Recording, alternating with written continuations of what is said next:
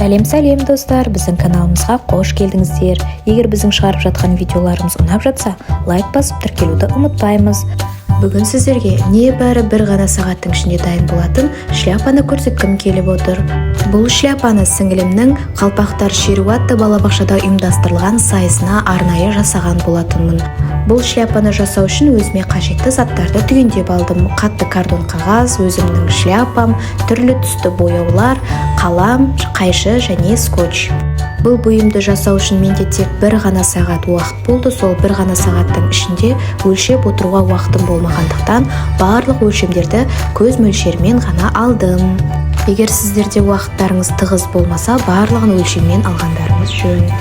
Ең алдымен қатты картон бетіне өз шляпамды қойып өлшеу арқылы шляпаның көлемін, бөліктерін қиып алдым.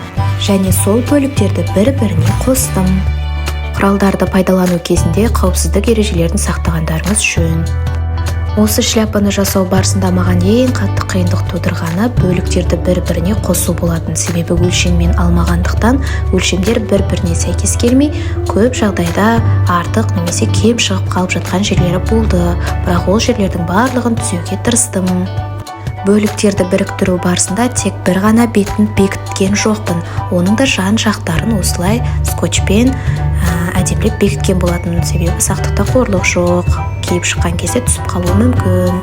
Картон қағаздың ортасынан қиып алған бөлігін осылайша жоғарғы жағына бекітіп скотчпен жабыстырған болатынмын. Бірақ картонның бір жаман жері икемге келмей өз қалыптарына қайта-қайта түсіп кете берді. Ондай жағдайда қаттырек бекіткеніміз дұрыс болады. Одан кейін осындай ақ парақтарды пайдалана отырып, алдымен ішкі бөліктерін сәндеп шықтым. Ішкі бөліктерін осылайша қиып, скотчпен бекітіп шыққан болатынмын. Менің жасап жатқан бұйымыма небәрі 3 қана ақ парақ қажет болды. Егер сіздер бұдан да үлкен көлемді шляпа жасап жатқан болсаңыздар, онда көбірек ақ парақ қажет болады. Міне үшіншісін жабыстырып жатырмын. Жабыстырып болған соң ішкі бөлігіндегі артық қалған бөліктерін ішкі жағына қарай қайырып, скотч арқылы бекітіп шықтым. Міне осылайша шляпаның ішкі бөлігі сәнделді. Шляпамның сыртқы бөлігін сәндемес бұрын осылай ішкі бөлігінде кеткен қателіктерін қайшы арқылы қиып бір-біріне теңестірдім. Одан кейін сыртқы бөлігін сәндеуге кірістім. Ең алдымен шляпаның төбесін, яғни жоғарғы жағын, одан кейін келесі бөліктерін де осылайша ақ парақпен қаптап шықтым. Шляпаның сыртқы бөлігін сәндеу үшін маған 6 ақ парақ қажет болды. Бірінші ақ парақты жоғарғы бөлігіне, екінші және үшінші ақ парақтарды осылай бүктеу арқылы кем-кетіктерін жасыру үшін қажет болды. Балаларға арналған қалпақтар шеруі атты YouTube желісінен көптеген видеоларды көрдім, бірақ ол видеоларда көрсеткен қалпақтардың формалары мен әсемдігі маған ұнаған жоқ. Сондықтан мен өзімше ойдан ерекше қалпақ жасағым келді. Әрине, бренд қалпақтарды қолданғым келді. Мінеке видеода көрсетілгендей қалпақтың жиектерін қаптап аяқтадық. Ендігі бөлікте жиектерін қаптайтын боламыз. Жиегіне қалған 3 парақты пайдаландым. 3 парақты да ішкі бөлігін қалай жабыстырған болсам, дәл солай жабыстырып шықтым. Артық қалған бөліктерін қайшы арқылы осылай қиып алып тастап отырдым.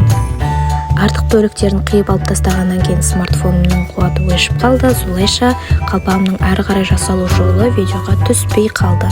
Бірақ сіздерге ауызша айтып берейін. Осылай жабыстырып болғаннан кейін тағы бір ақ парақты алып, Celine деп жазып шықтым да қалпақтың, яғни шляпаның жан жағына узор ретінде, яғни әсемдеу мақсатында тағып шықтым.